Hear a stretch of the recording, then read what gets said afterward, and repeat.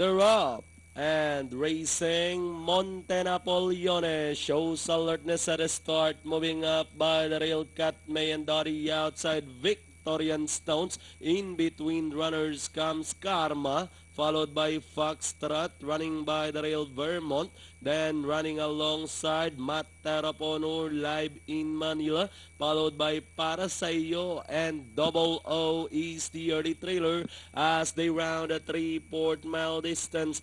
Monte Napoleone in command by about half length, pressing a party outside. Victorian Stones, Karma racing in third, then running on the outside. Fourth now is Matt Teraponor, running by the rail. Cat May, Foxtrot. Next in line is entry number 3, Vermont, followed by Live in Manila.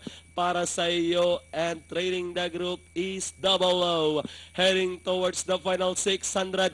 Now we have Victorian Stones takes the lead over Monte Napoleone in second. Karma remains in third. Running now in fourth by the rail is Cat May. Moving a party outside. Matt Teraponor, Foxtrot also in there as they race to the last 450.